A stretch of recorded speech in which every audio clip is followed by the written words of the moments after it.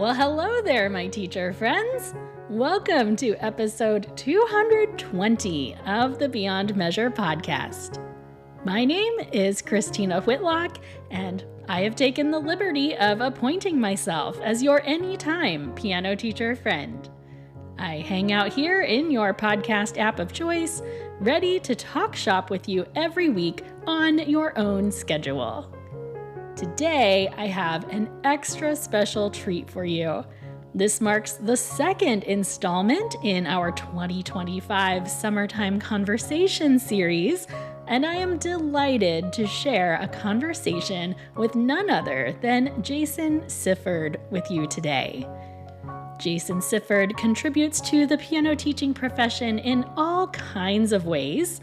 He's a frequent performer, a thought-provoking teacher, and he is the composer of some of my very favorite supplemental collections, including Beware the Jabberwock, Weightless, and Kebop Books 1 and 2. Jason also releases terrific music through composecreate.com and writes original productions for youth theater, which I find endlessly fascinating. All in all, Jason is a kindred spirit in the fact that he likes to think deeply about this work we do. I wanted to bring Jason on the show today to talk about some thoughts I have pertaining to the future of the print music industry, which is something I think we should all be paying attention to. Today's conversation refers to a lot of supplemental piano repertoire, and I just wanted to remind you that if you are someone who feels overwhelmed by the sheer amount of repertoire out there to choose from, I've got your back. Earlier this year, I released my 2025 recital guide, which provides you information and links for 36 pieces that appear on my recital programs time and time again. The guide is organized by level and ranges from pre-reading and early elementary all the way through late intermediate. All selections are modern pedagogical works, meaning there is no historical literature included, and nothing comes from a traditional method series. Even if recitals aren't on your brain right now, this guide is designed to serve as an introduction to collections that I love and use all of the time in my teaching. Best of all, the 2025 recital guide is only $15. So, head to christinawhitlock.com/2025 to get your copy today. And now, my friends, it's time to get excited because here is my conversation with Jason Sifford. Jason Sifford, welcome to Beyond Measure. We're so happy to have you here and help us examine these hard truths of the publishing industry today. I will do my best to explore hard truths. I appreciate that. You're one of my resident voices in my mind of like the guy who knows stuff. Like I just think Jason Sifford knows a lot of things about a lot of things. I mean, I've been around a while. I'm quite the piano nerd. So I have been, haunting conferences and playing things and reading things and writing things for, like 25 years now. So it's been a lot.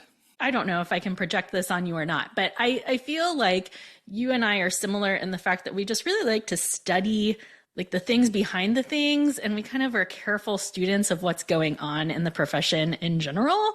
Like I just love to study what's going on. And so I think that you share that same kind of intrigue. Yeah, I think that's right. Like I get really interested and go down a lot of rabbit holes. And I mean, for me, that's like a fun Friday night. Because I'll, go online or talk to people and just read stuff, and it's great. It is great. So let's go down the rabbit hole of the publishing industry, shall we? Yes.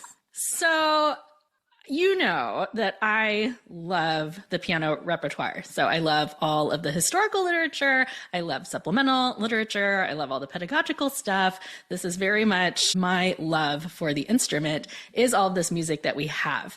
But times they are a changin' when it comes to all of the ways that we get our music. And I keep thinking, like, I'm not one who shies away from spending money on music. I would rather buy music than most other things.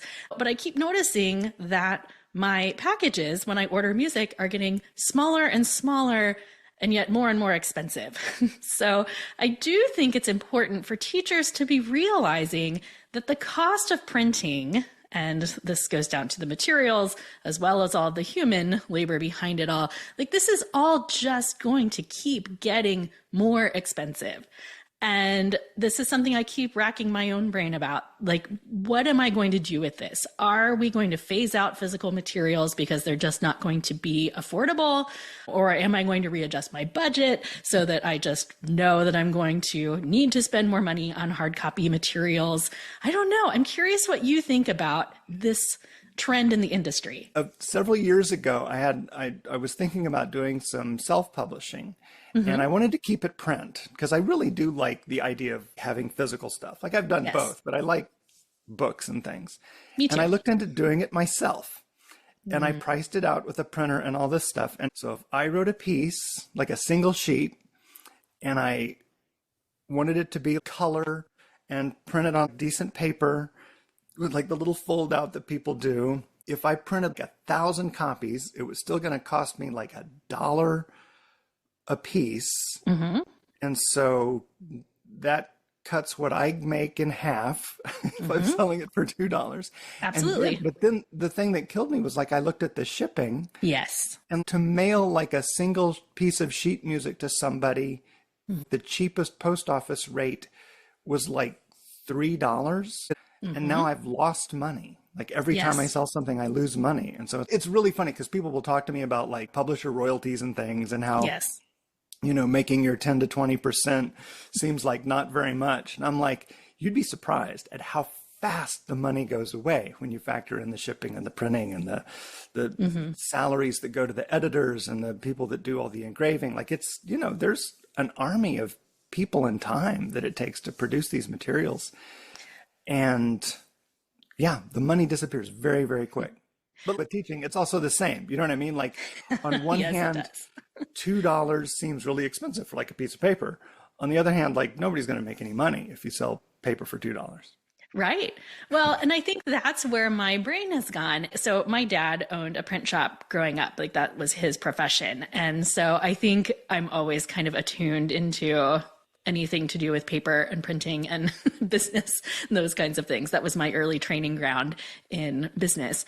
And so I think that is it. It's that, you know, again, physical materials, they are getting more precious as we live in an increasingly digital society. And so to outsource those materials does start to add up. And of course, the shipping. And you and I know that we agree on this point. For instance, when Prima Music went out of business several years ago, and teachers were just devastated because Prima Music gave us these great discounts on our print music. But guess what? They went out of business because they weren't making enough money. They were selling things for too cheap. But teachers don't want to spend that amount of money to keep these retailers in business. And yet we need them to stay in business. So there is, to me, kind of a mental reckoning of like, all right, if we want print materials, we are going to have to make some sense of the fact that, all right, I need to be willing to pay for them. And that's something I made peace with a long time ago. But I know that I work with a lot of teachers who have to kind of come around on that front because, you know, we tend to be a little, I don't want to say stingy in our profession, but piano teachers by nature tend to be very careful with where our money is going. But we also want to send it in the right direction, which is to the people who make us look good by writing us great music. Well, I think that's right. And I think piano teachers have come a long way in like the last 10, 15 years, professionalizing their studios and understanding that they can do like a materials fee or something like that alongside tuition. I think the biggest place where people get into trouble are so many teachers who do it on a part-time basis because portfolio careers have become so much more common. And so like I remember when I first moved to Iowa, I thought I was going to be half and half, like a collaborative pianist do accompanying and then half teaching, which meant that I had a very small studio. Yeah. And it's hard to do a small studio and operate in that way, if that makes sense. Do you know what I mean? Absolutely. So like, when I had a small studio, it didn't make sense for me to have scheduling and billing software and do like a materials fee and do venue rentals for all these big recitals and do, you know what I mean? Like it doesn't. Now that I run like 30, 40 students, that makes total sense to me and it's no problem. And it actually gives me a pretty decent budget for buying sheet music. So like every August, I put a huge order in and buy several $100s worth of music that I give out to students during the year. And it works great. But I do remember back when I was getting started and had my life arranged in a different way. And like that didn't make a lot of sense. So yeah, it depends a lot on like where people are in their careers and what kind of career they have. Yeah, that's a really great point because that's perspective that I can easily lose because I've run a large studio as my full-time gig for a long time. And you're exactly right. I get spoiled because I like to keep all of my materials on hand.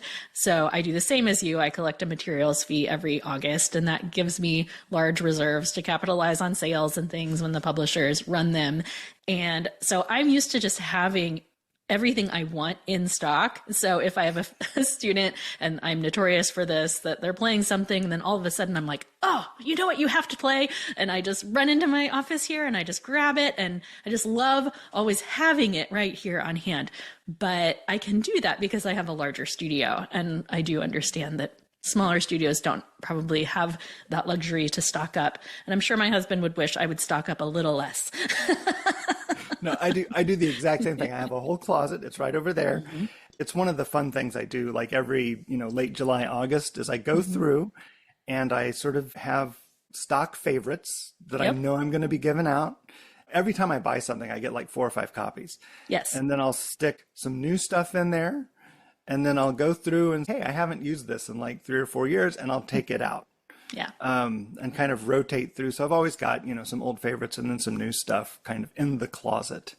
And of course, every now and then I'll have to go and get other stuff and, but it is a really comfortable way to just like, be working with a student and say, hey, you know what you need? And then I can just go to the closet and get it. Absolutely. I cannot wait. Week-long shipping deadlines and things. I must have it right now. Well, let's talk about some of these great collections that we love. One disturbing trend that I'm noticing is that some of the books I love are going out of print. Jason, what are we going to do about this in the future of the publishing industry? I understand that publishing companies can't afford to keep every book that's ever been written in stock and in print. And at the same time, there are great collections, and I'm not talking about ancient materials. I mean, there's a lot of things like by Catherine Rolland that you can't get anymore, and she's very much still alive. So do you have any thoughts on what to do when your favorite collection goes permanently out of print? I don't think there is anything you can do. I mean, legally publishing companies own the rights to things, and if they don't want to print it, and often they do for perfectly good reasons, is because you can only print so many things. Yes. And most of them want to support new writers and, have new things coming out. I do see some people looking very hard at contracts for the future. Because I know that composers a few years ago, like when Alfred had that pause in releasing new materials, I know that kind of scared a bunch of us a little bit. It's like, oh, that could happen to any of us. So I know some people are starting to think about things like the idea that a composer could actually retain copyright, but then license it to a distributor or publisher. And so I think there are some interesting models that people are looking at for the future. So it would be interesting, for example, like if I wrote something and Alfred wanted to publish it, then I could allow them like exclusive rights to publish it. But like if they went out of business or if they decided not to print it anymore, it would automatically come back to me. So like that's the kind of thing that I think writers could start to negotiate. I'm pretty sure people are aware that this is like a thing that happens. It used to be 30, 40 years ago, there was no reason to do that. publisher deal was fantastic and longevity was pretty well assured. So nobody really thought that way, and the contracts were pretty standardized. But nowadays, there are a lot of different kinds of things being written, even in self-publishing deals, because a lot of self-publishers end up publishing little communities or friends of theirs and things like that. And so, it's a little bit of a wild west, but it's kind of fun. I think it's going to be good. Well, because the advent of self-publishing has hands down been one of the biggest changes in the music publishing industry for obvious reasons. And I always say it's such a blessing and a curse that anyone can publish anything. And that opens up all of these new creators and composers and gives us access to things that we wouldn't have if people all had to jump through the hoops of getting signed by a publisher. Of course, it also means that anyone can write anything, and it means that we have a lot more deciphering and a lot more sifting of materials to go through, because not everything is of equal quality. It's not. And it's come down to, for better or worse, whoever's better at marketing. Absolutely. Because, and not to fault teachers or anything, but if you don't know about it, you can't get it. And the things you're going to know about are the places that you look. So if you go to a music store for music, you're going to see things from traditional publishers. If you're looking on social media, then you're going to see things from the people who are really good at social media marketing. Yes. If you're talking to your friend, you're going to buy whatever your friend buys because you trust them. And sometimes that's great, but it makes it really, really difficult to find out about new stuff because you just don't know where to look for things that you don't know exist. I know. Well, when it comes to self-publishing, here's something, if I can be morbid for a moment, I feel like we have to recognize that we are not going to live forever. Like, people are going to die. So when we're dealing with all these self-publishers and these materials that we are, as teachers, accustomed to using, we're falling in love with these certain digital license or different online publications. My ponderance inside my mind is what's going to happen when these creators are no longer with us. Like, even this podcast and the work that I do with teachers, like, unless I go to great lengths to set up some kind of legacy and pass it off to my girls and have them run my website for me post-mortem, then I don't know. Like, none of us know what's going to happen. But I just think it's so important to remember that the resources we have right now, we won't always have. If, hard copy books you get to keep, and you have a library that you can pass on to someone after you pass. But all of these digital resources, I don't know. I don't even know if there's a question buried in there, but it's just something I think about. Do you ever think about that? I do. Well, okay. I should say I do a little bit. I think the thing with me, and like, for as much time as I spend on technology and using technology, I have never thought of my life as being electronic. I've always, this is going to sound really weird, I don't feel like any of this is real. It's just electrons flying through the air. It's just all this, and it's kind of a fun online game that we play of music and teaching and stuff online. But like, honestly, like last weekend, I was conducting a musical. Yes. And, one of the things that I love about theater is that, like, there's no phones in theater. People put their phones away. We tell them to put their phones away. I was going to say, I hope they do. Yeah, we spend 2.5 hours singing and dancing and playing music on stage. And it's a wonderful thing that happens. And then it doesn't exist anymore. Yes. Like, as of last Sunday at 5:00, the previous 8 weeks of my life are now the previous, 8 weeks of my life. And in a way, I love that because it's not editable. It just lives in our memories. It was something that we did together, and I'm fine with that. I love having that. I don't need it saved. I don't need it preserved. I'm glad for it to just live in my head. I guess that's kind of a long way to say that, stuff disappears. That's fine. It always has. When you do like the big IMSLP dive and realize that the amount of music written when Chopin was alive was phenomenal. Yeah. And like, I think this is right. In Paris around Chopin's time, Chopin and Liszt were like the big two composers. Do you know who number 3 was? Oh. I mean, I'm sure you know this composer.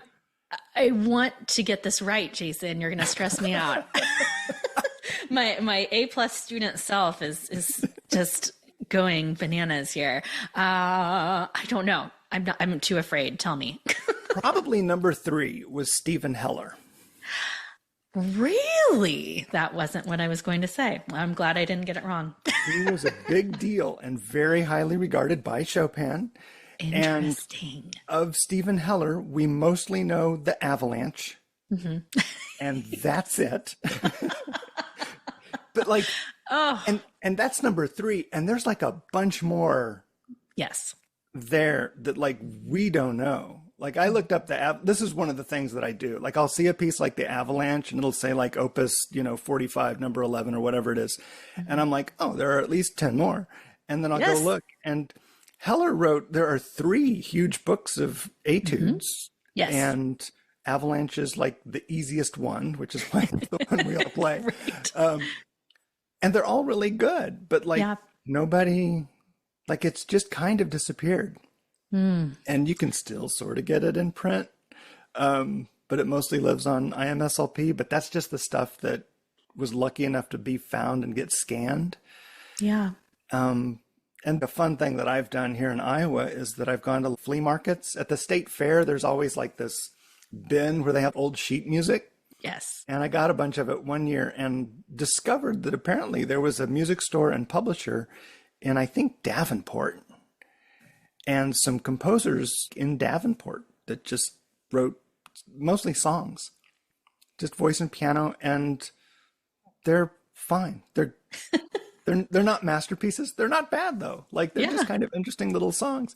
But it made me realize that a lot of cities in the U.S. just had little music stores that would just publish little things by composers that were living down the street, and it was just a thing that people did.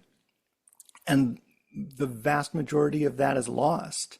But I'm not sad about it. I actually, it's the opposite. Like, I think that's really cool that was happening. I hope that it continues. And so that's kind of where it goes. Like, okay, so collections are going to go out of print. It's super annoying. There's some stuff that I can't get that I wish I could. But at the same time, I'm also like, okay, get over yourself. Like, stop being like old timey and like back in my day we had like don't do that. Like, why don't you go find a new composer who's writing something that fills the need and support them? I feel like I'm sitting in a counseling session, Jason. I think you've just really helped me here. Because I tell students all the time, like, the beauty of the repertoire is there's always something new to discover. So all right, maybe I'll stop licking my wounds over some of these books I can't get and give someone else a try. How about that? Some of them were pretty great, though. You have to admit. I know. Well, and I think even just from a logistics standpoint, I get teachers that ask me this question. If something is permanently out of print, we're still not free to just make photocopies. Am I right about that? You are right about that. Yeah, I thought so. If you don't own the rights to it, you can't copy it. And it doesn't. It doesn't matter if it's not available, like, Now, that said, if you're like the one teacher in the United States that likes that one piece that some publisher did in like 1938, and yes, I don't think they're going to sick their lawyers on you. There is that. Well, I appreciate those thoughts so much that, music has always been created and some of it lasts and some of it doesn't. And that's really not anything new. I have run into a few people in my work with teachers where they get really frustrated because they purchase something, whether it's a digital license or some kind of digital resource, and then they lose the link or they lose the file. And then they go back to the creator and either it's not available anymore or the licensing on that particular product has changed and they can't just give them access to it again. And there's all kinds of things that can happen in this digital world. And I like teachers just to understand that when you purchase something digitally, like it is your responsibility now to house that thing. And we can't be going back to creators. It's not their job to remain available to you for the rest of your life. So Yeah. I think that these are all just considerations we have to make in this digital landscape. No, I think that's right. It's really funny because I had exactly that problem myself a couple of years ago. I had bought something from a composer who publishes all of her own stuff on her website, and I had lost it. I know I had printed it and put it in a binder somewhere, could not find it. I knew I had saved it on the hard drive somewhere, could not find it. I bought it again. There you I go. went to her website. And the funny thing was, is like, part of me was like, what if I just asked her if she could just send it to me again? Because it was one of those where they emailed it to you. There wasn't like a link or anything. Gotcha. And then I'm like, Jason, if you lost your edition of the Mozart sonatas, Yes. you would be like, I'm stupid and lost my Mozart, and I would just go buy another one. Yeah. And I'm like, why is it not the same digitally? I'm just going to go buy it again. And had she, died or something, then I just wouldn't be able to get it. I know. That's right. And we'd miss out. And then we go find something else. But I know these are the things that keep me up at night, Jason. It is just trippy to think about. So you have some big picture ideas about publishing and repertoire and all the things that are wrapped up in that. Why don't you lay on me your philosophy about repertoire and literature and publications? Oh, yeah. So, I mean, I have this idea, and I do this both as a teacher and a writer, but like, I think repertoire has to serve a purpose. And I divide things into like two different boxes a little bit. Some things for me are teaching repertoire, and it's music that I use to help me introduce and reinforce concepts. Yes. Like, that's the point of it. And then there's music that I consider to be like performance repertoire that is supposed to do kind of the opposite. It's supposed to be something for people to listen to. And, there's overlap in between them, but I mean, I'm always thinking about music in that context because sometimes, something on one side will fail in the other direction. Do you know what I mean? Yes, Like, absolutely. I remember when I was in college, people would be like, what's something that you would use to teach eighth notes? And people would just bring in music with a lot of eighth notes in it. And I'm like, that's a really kind of superficial way of thinking about this. Do you know what I mean? Whereas Absolutely. Like, if I'm introducing eighth notes, you have to look for repertoire that's very specific, right? Almost all methods introduce eighth notes in pairs. Yes. So if you're introducing eighth notes and you need supplementary repertoire for it, it needs to be eighth notes in pairs. Because as soon as you get an eighth note with a flag on it, if a student hasn't seen that, they're going to be like, what's that? And then your whole lesson is about how you can have one eighth note. And now you've got to introduce that, which is a completely different feeling and sounding. Anyway, it's a huge thing. And so, I have all these pieces that I use because they have eighth note pairs. And also not just eighth note pairs, right? But eighth note pairs that aren't on the first beat. Because eighth notes on beat 1 feel very different than eighth notes on beat 2 or 3. They do. So it gets that detailed. And so I think really, really good pedagogical repertoire is aware of those kinds of issues. Technical too, like how things feel in the hand, like which finger goes where. And, even like in a method, like I don't have a problem with positional methods. I'm fine. Like get really good at treble G and middle C and your landmarks and that kind of stuff. There's a good example of what I would consider performance repertoire is you might find a piece that sounds really cool and uses all the rhythms and notes that your student knows, but it actually doesn't start on middle C or treble G, and it doesn't start on the thumb. And it may be like 3 pages long, so it takes a long time to learn. Like I would never use a 3-page piece to help introduce or reinforce a new concept. Yeah. Because that's just way too much stuff. Absolutely. But maybe, an 8-year-old kid wants to play like a nice performance piece that lasts a while. I look at a lot of music with that kind of thing in mind. And that, I think, is probably the most difficult thing about where publishing is because I don't think the publishing world cares. Yes. I think they want you to buy it. Yes. Yes. Publishers and self-publishers. Like, I think they want you to buy the thing. I don't think they care really how you use it. Mm-hmm. It would be Yes. lovely if they did. And when I'm out talking about my own music, at first it's sort of, my publisher looked at me a little bit sideways. It's because like, so that was more of a pedagogical presentation. And I'm like, well, yeah, you gotta help people understand how to use the music you're trying to sell them. Because Yes. if they try to use it the wrong way, they won't think it's a good piece. Mm-hmm. But I think I've written a really good piece, but it's for this, Yeah. and it's important, I think. Oh, well, you and I are so aligned in that because that's why in my monthly Patreon meetups, we use specific supplementary literature and we walk through like, okay, how are you going to teach us? Or this is a great piece to teach, for instance, eighth notes that don't come on the downbeat or all those other concepts. And a lot of teachers, if they're not familiar with music outside of their method series, they don't understand how to apply those concepts and how to work in different ways.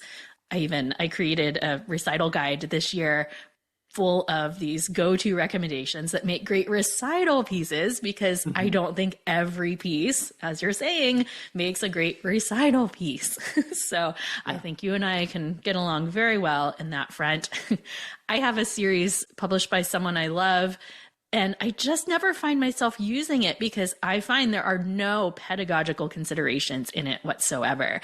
And I find it really difficult to align with any certain curriculum or any certain stage of study because it's just so off the beaten path. I feel bad because I have 3 or 4 books by a couple of composers that I love, but I feel bad because I've only bought one copy because it's not something a student needs to take home. Yeah. Yes. The kind of repertoire or rote repertoire or in lesson kinds of activities. Yep. That it's not helpful at all to send it home with the kid.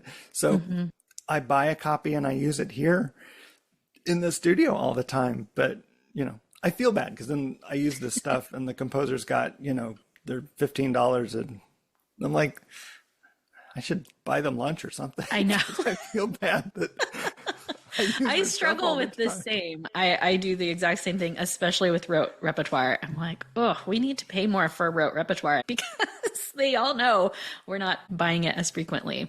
Well, I appreciate all of these thoughts you've brought to the table today, Jason. You've really made me think. This is one of those great conversations that went a very different direction than I had in my brain. And I love that. I live for that. I hope that's good. It is. It's great. Will you tell everybody where they can find you and what you're up to these days? Oh, I'm pretty easy to Google. I have a fun last name that's unusual. So, but jasonsifford.com is kind of where all my music stuff for people out in the world lives. And then, I have an Instagram that's like mostly my dog, but just, at Jason Sifford, if you want to see my dog and just various things that I'm doing. And yeah. That's wonderful. I haunt conferences.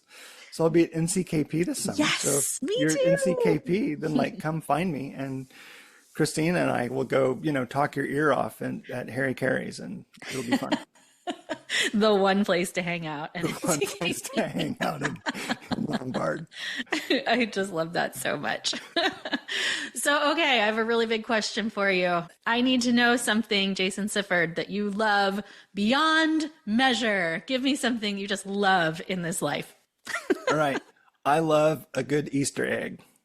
Dun, dun, dun. All right.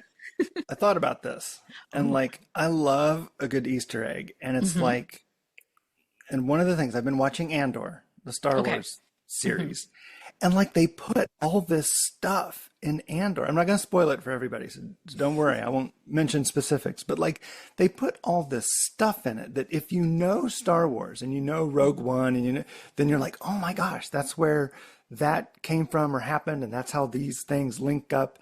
And I think that's so much fun. And one of the things that I really like about it is that I love being trusted. I love that there's some designer or some script writer and they wrote this thing and they have no idea if anybody's going to see it or get it. Yeah. And then I'm out here like, I got it. It's really exciting. And also, like, just to bring that into piano teaching, I love the same thing when I'm teaching. Like the other day, I was teaching this 7-year-old, and he's great. And he's a newer student, and he was having a little bit of trouble with something. And my first teacher instinct was to rescue him and tell him, but I could see him working on it. So I just sat there. Yes. And it's almost like I could just see the neurons firing and things linking up. And then he got it. Yes. And to him, it was like kind of no big deal. It's like he just kind of figured it out. And I'm like, yes, like I'm, you know, and it's, there's a little bit of guilt, right? Because I sit there feeling like I am the best teacher in the world because I just sat there for 2 minutes and did nothing. It's hard to sit there and do nothing. It is hard. So hard. But it's what he needed. He figured it out by himself. He had this big success. So I love that kind of thing. Just these little things that go by and you don't always notice, but are meaningful in some way. That is such a good takeaway from Easter eggs, Jason. I am all Easter with egg. you. I love it. Well, that was a really good one. Great answer. I'll tell you what, I like to end with a toast. I'm going to pass it over to you today. Do you think you can give us a little toast on our way out? I mean, it's me, so I'll give you a little toast, but then I have to explain it. Oh, okay. Well, hey, I love a good disclaimer. Because here's the problem. So when you sent me that question, I'm like, I know what I want to say because we're talking about print music. I'm going to say cheers to literacy. And then I'm like, that doesn't sound catchy at all. It sounds so dry and academic. But I have to say, and this is my caveat, literacy is all about communication. Like when you're literate, you can communicate and connect with other people. So that's why I say cheers to literacy. I love that. Hear, hear.